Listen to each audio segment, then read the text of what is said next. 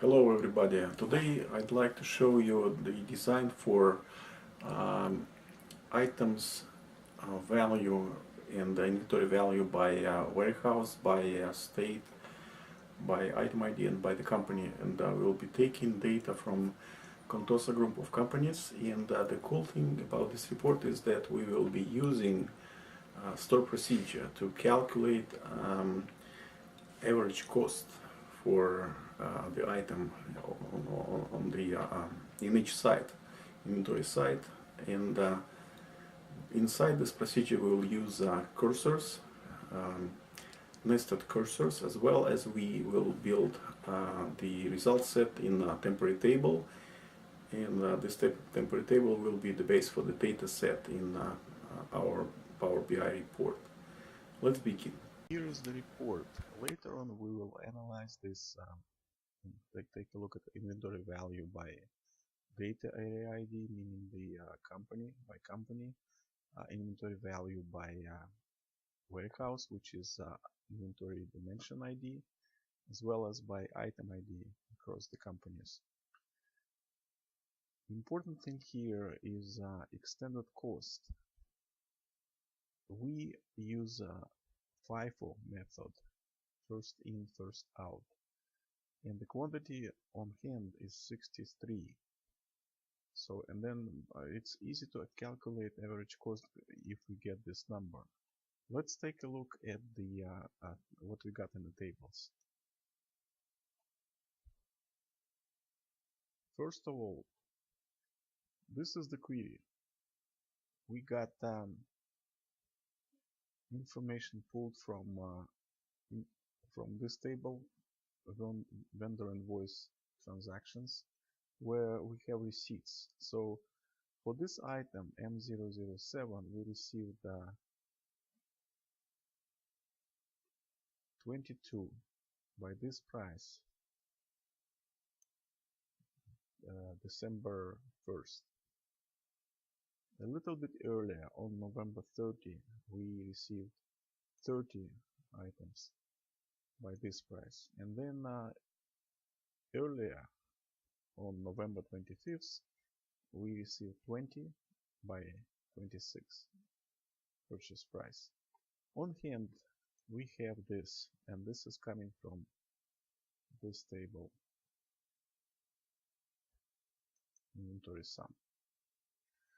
What does it mean? It means that if we have FIFO method, in our inventory we have this batch 28, this batch 24, but it's still, we have a portion from this batch, and from this batch we have 11.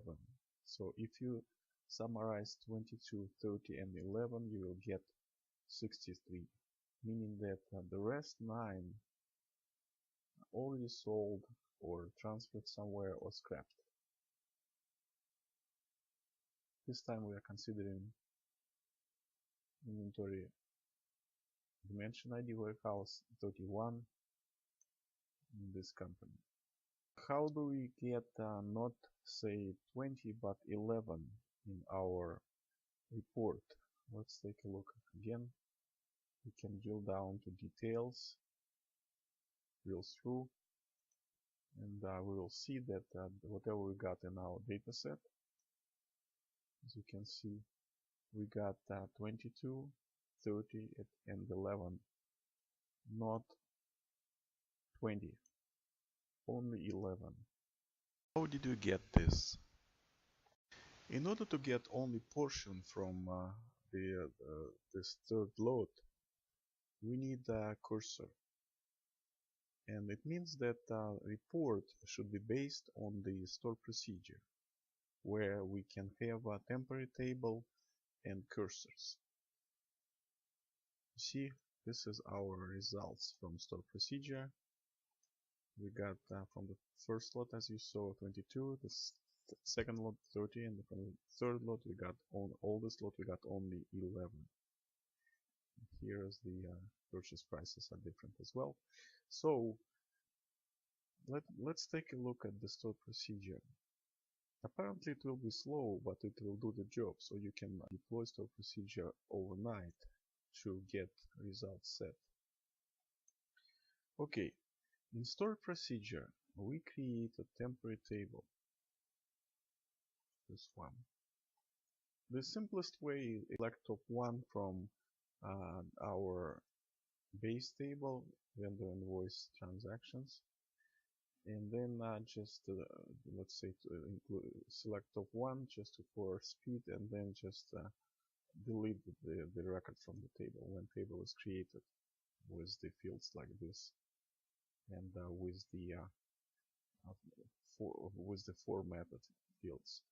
And at the end of this store procedure, we will do the select statement from temporary table, and finally we will drop this temporary table to make it clean. So now we have to deploy several cursors. First cursor will be by data area ID, meaning by company. I restricted the companies to make it faster, so this store procedure runs approximately 3 minutes on my computer, and overnight I plan to add this big company where it should work several hours. This is a cursor cycle coming through data area IDs. Now second cursor, which is inside of the first one, it's by warehouse, by inventory item dimension ID. It is coming in this company, in this cursor. The third cursor is we have the third cursor, it's item ID, which is in this company and in this warehouse. So we'll come through all the item IDs, and then finally on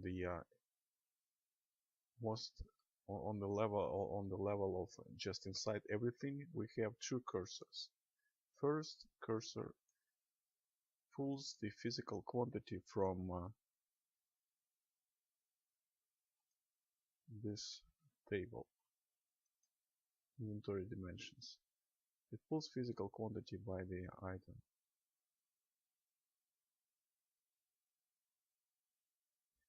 Then we have a physical quantity. It will be only one record, but we use cursor to get it. Then the second cursor, together with this one, it's the cursor which comes and pulls from this table.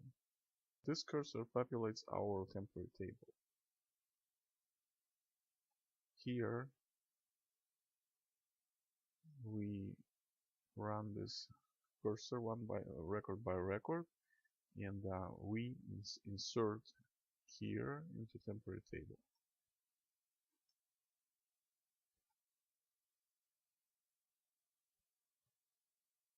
So the trick is, in the beginning we have physical quantity to be equal to like 63 as in the example I gave you earlier, and then we subtract whatever we got in the most recent lot. So we do it one by one to come through the lot which is the most recent one, then we go to the next one, more older, and then older and older, until the physical quantity is equal to 0. And then by doing this we get not 20 finally, but only 11 in the last record from this inner cursor. And then we will have it in the record set, coming from this store procedure from this temporary table, this select statement. And as you can see, the oldest lot which is still on hand, partially on hand, we pull whatever is left over there, 11.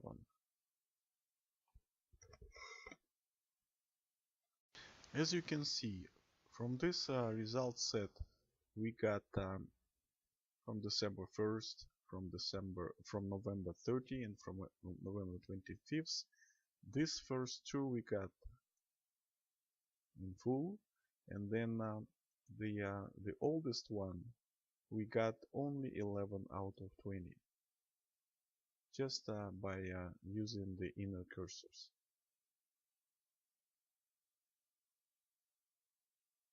I'll show you the script. You can do screenshots if you like. This script is based on the proposition that we use a FIFO method. If we use a LIFO method, in this case we would need to consider sales orders and see whatever was already sold from the newest purchase receipts. But in the case of FIFO, it's easy enough, but it should give you an idea. In both cases, you would probably need cursors and store procedure with result set. I just named it by my name, and then inventory average cost. So here, let me scroll down.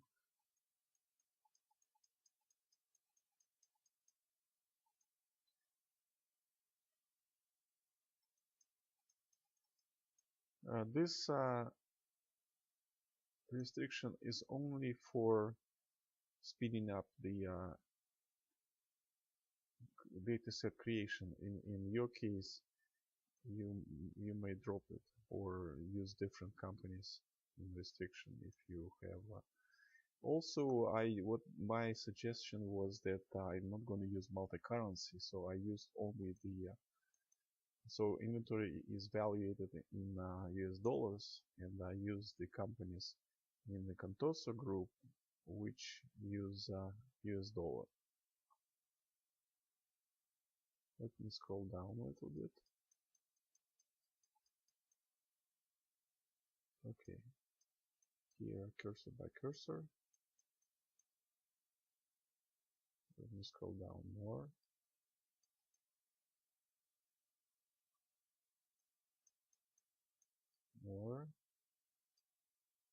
We are in the middle of the way, and then here is the most important cursor, inner one, which populates temporary table.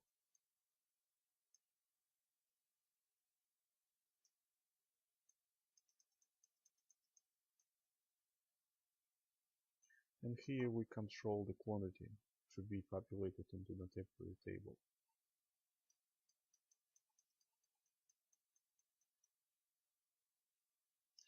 And the final portion, we just drop cursor by cursor. First inner cursors, and then we drop the one outside of the inner, and then the two others outside. And then final select statement, which goes into the data set of our Power BI report, and then we drop the temporary table.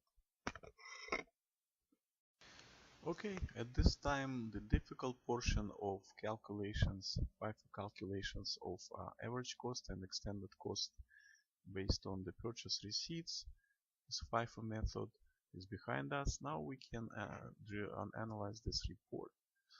We don't really need these two columns, average cost and quantity. We just need extended cost and to see the value of the inventory by different parameters. Let's take them out.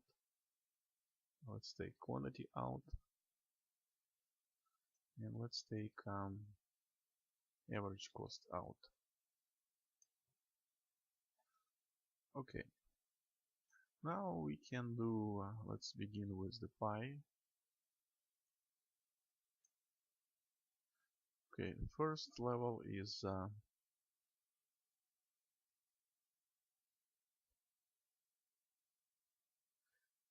we got it by 2, so we probably should try to do it data area ID with inventory ID. Then we can go up, back to the data area ID and item ID. This now we have 3 of them together: data area ID, inventory dimension ID, and item ID. Let's go up, and then let's just take out, let's say, this one. Let's move it here, so we can see only one level. So now we have it by company, inventory valuation by company, USMF, then inventory valuation by USPI, and then we can go down and do it by warehouse. Okay, so here are our warehouses. You can see the totals, and then if you go level down, you will see it by item ID. So now inventory is shown by our item IDs.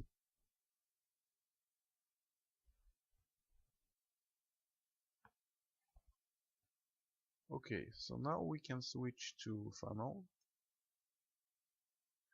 and then we can sort by extended cost summary, and we see the best performers in the sense of the whatever we have on hand with its extended cost. So the more the biggest value we have on hand is for this item, M5004, and then just go down to on this funnel. Okay, now let's just move one level up.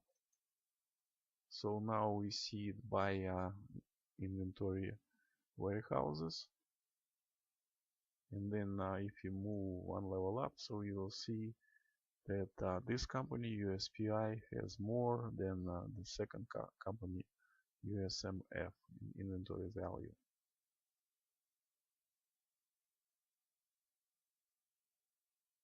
Let's switch back to table,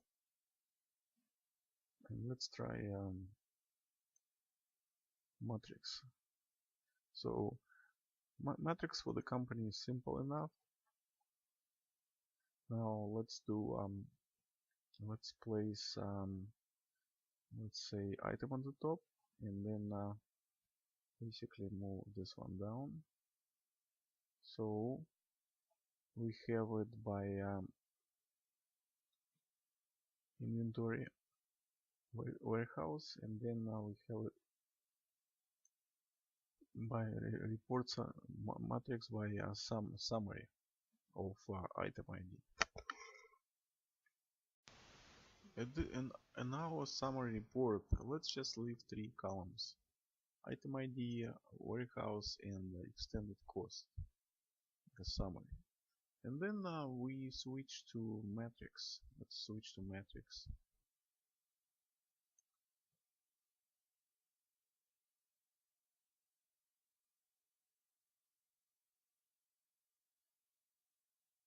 Okay, here's our matrix. You will see warehouse, and then you will see the items. And here is the intersection of the sum inventory value by this item in this warehouse. And just one more comment here. In order to do average cost, I used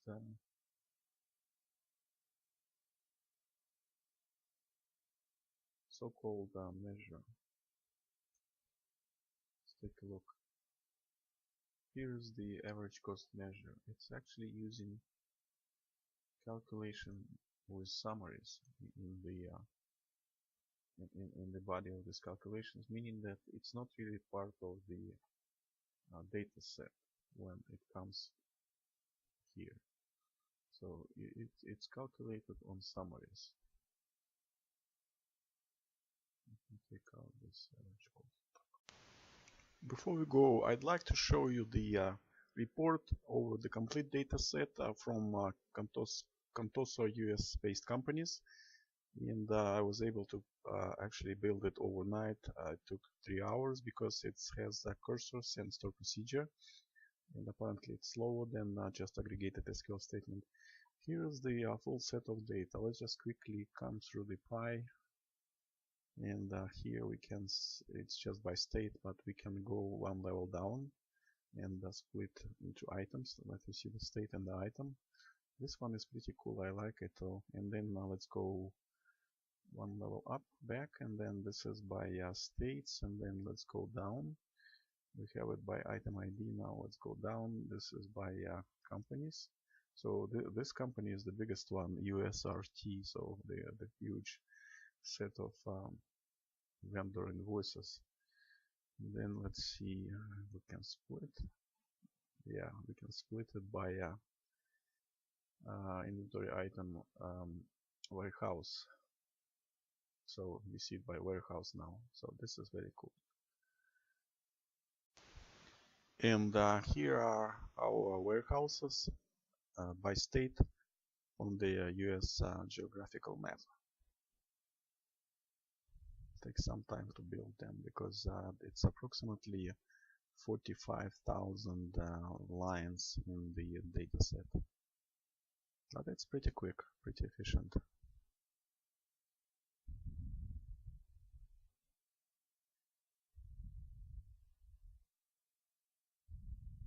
Here we are. And see, the California is the biggest warehouse. Okay, so pretty complex and probably boring report, but in my opinion it's a cool one, especially considering the fact that we are reproducing the logic from X++ functions for this average cost. If you need help, feel free to call me. The phone number is below in the description for this video. And also I would prefer if you email me if you have any questions. I can even send you the script, but again the script is probably simplified because it actually disregards multi-currency. It disregards the fact that different items may be valued by FIFO, LIFO, or average cost. I don't touch LIFO method, but it can be realized the same way with the cursors, and but all you need to do, you need to consider sales orders as well, not only the vendor invoices.